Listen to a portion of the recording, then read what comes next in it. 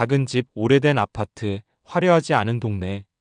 언뜻 보면 많은 사람들이 꿈꾸는 노후의 로망과는 거리가 있어 보입니다. 하지만 막상 그 안을 들여다보면 전혀 다른 이야기가 펼쳐집니다. 오히려 그 소박한 공간 안에서 더 깊고 단단한 행복을 만들어가는 사람들이 있습니다.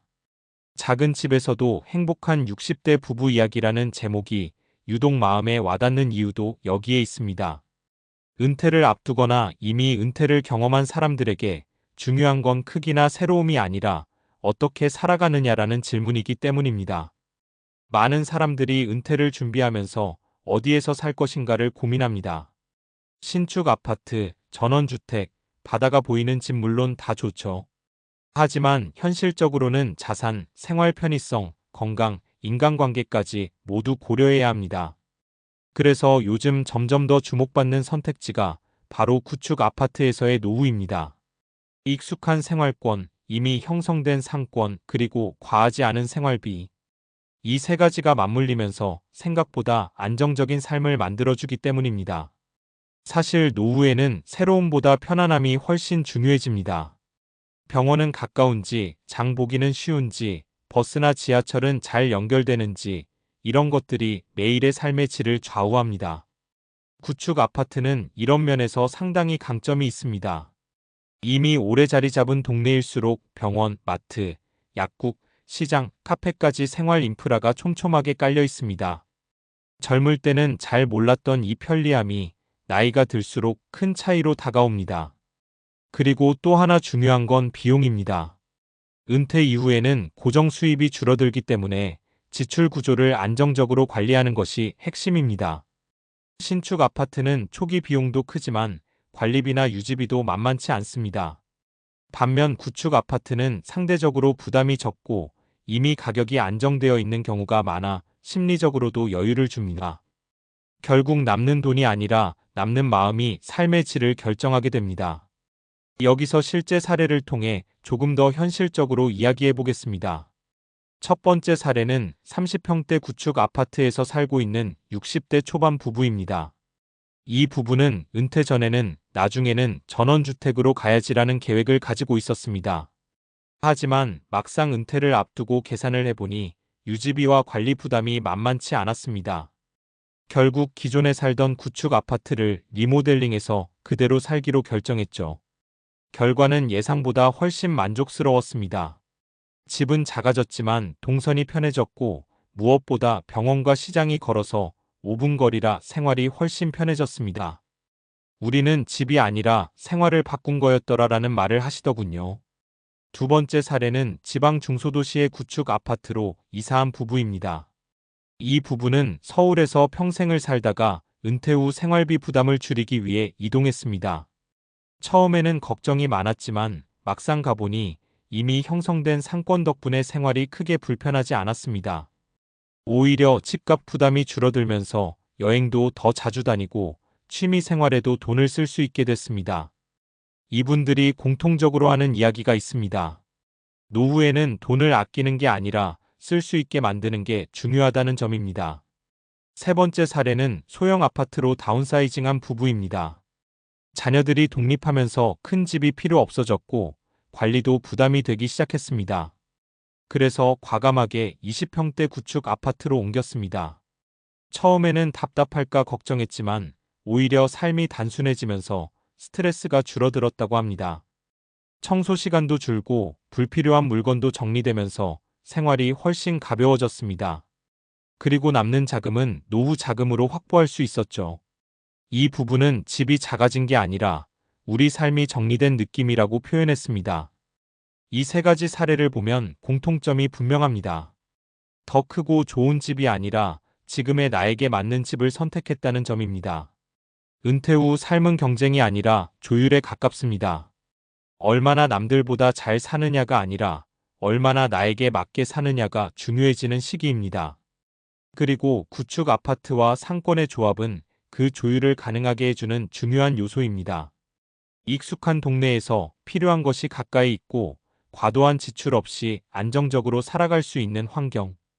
이것이야말로 현실적인 노후 준비의 핵심이라고 할 수 있습니다. 결국 작은 집에서도 행복한 60대 부부라는 이야기는 특별한 누군가의 이야기가 아닙니다. 조금만 시선을 바꾸면 누구나 선택할 수 있는 삶의 방식입니다. 크고 화려한 집이 아니라 나를 편안하게 해주는 공간. 멀리 있는 꿈이 아니라 오늘을 편하게 만들어주는 환경. 노후는 준비하는 순간보다 살아가는 순간이 더 중요합니다. 그리고 그 삶은 생각보다 크지 않아도 충분히 풍요로울 수 있습니다. 앞서 이야기한 것처럼 결국 노후의 핵심은 얼마나 좋은 집인가가 아니라 얼마나 오래 편안하게 유지할 수 있는 삶인가입니다. 여기서 자연스럽게 이어지는 질문이 하나 생깁니다. 그럼 왜 작은 집, 구축 아파트, 그리고 상권 중심의 삶이 실제로 더 유리한 걸까? 이건 단순한 경험담을 넘어서 꽤 명확한 과학적 경제적 근거가 있는 이야기입니다. 먼저 가장 중요한 건 인지적 부담 카그니티브 로드입니다. 사람은 나이가 들수록 새로운 환경에 적응하는 능력이 점차 감소합니다. 심리학에서는 이를 인지 유연성 감소라고 부르는데요. 새로운 동네, 새로운 동선, 새로운 시스템이 많아질수록 뇌가 처리해야 할 정보량이 늘어나고 그게 스트레스로 이어집니다. 반대로 익숙한 환경에서는 뇌의 에너지 소모가 줄어들고 그만큼 삶의 만족도가 높아집니다. 그래서 구축 아파트가 주는 가장 큰 장점 중 하나가 바로 익숙함입니다. 같은 동네, 비슷한 구조, 이미 몸에 밴 생활 패턴. 이런 것들이 쌓이면 일상에서의 피로도가 눈에 띄게 줄어듭니다. 실제로 노년층을 대상으로 한 연구에서도 익숙한 생활 환경을 유지한 그룹이 그렇지 않은 그룹보다 우울감과 스트레스 지수가 낮게 나타나는 경우가 많습니다. 두 번째는 보행 접근성 WALKABILITY입니다. 이건 도시계획과 건강의학에서 굉장히 중요하게 보는 개념입니다. 쉽게 말해 걸어서 얼마나 많은 걸 해결할 수 있느냐인데요. 병원, 마트, 약국, 카페 같은 생활시설이 도보 10분 안에 있는 환경은 단순히 편리한 걸 넘어서 건강에도 직접적인 영향을 줍니다. 왜냐하면 자연스럽게 걷는 시간이 늘어나기 때문입니다.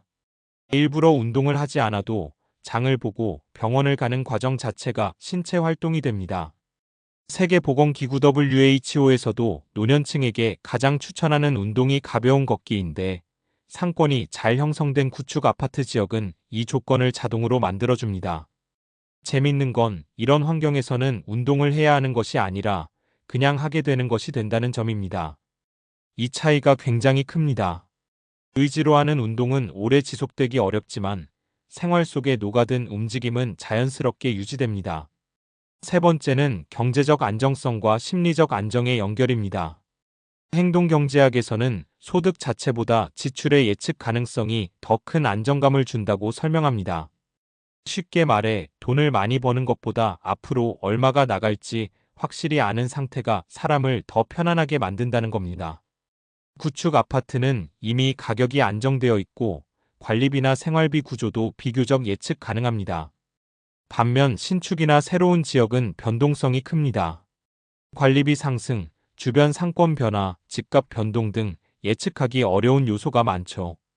이런 불확실성은 은퇴 이후에는 생각보다 큰 스트레스 요인이 됩니다. 또 하나 중요한 포인트는 사회적 연결 소셜 커넥션입니다.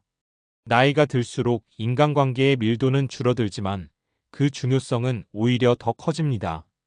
같은 동네에서 오래 살면서 형성된 이웃관계, 단골 가게, 자주 가는 병원. 이런 것들이 모두 느슨하지만 안정적인 사회적 연결망을 만들어줍니다. 이게 왜 중요하냐면 인간은 기본적으로 사회적 존재이기 때문에 고립감이 커질수록 건강에도 악영향을 미치기 때문입니다. 실제로 고립감은 흡연이나 비만만큼 건강에 해로운 요인으로 평가되기도 합니다. 구축 아파트가 많은 오래된 상권 지역은 이런 관계망이 자연스럽게 형성되어 있는 경우가 많습니다. 여기서 다시 현실적인 사례를 하나 더 들어볼게요. 네 번째 사례라고 보면 좋겠네요. 60대 후반 부부인데 이분들은 한때 신도시 신축 아파트로 이사를 갔습니다. 집은 정말 좋았어요. 깨끗하고 넓고 시설도 최신이었죠. 그런데 1년도 안 돼서 다시 원래 살던 구축 아파트 근처로 돌아왔습니다. 이유가 뭔지 들어보면 굉장히 현실적입니다. 집은 좋은데 밖에 나가기가 힘들더라였습니다. 상권이 아직 덜 형성되어 있어서 어디 하나 가려면 차를 타야 했고 자연스럽게 외출 횟수가 줄어들었습니다.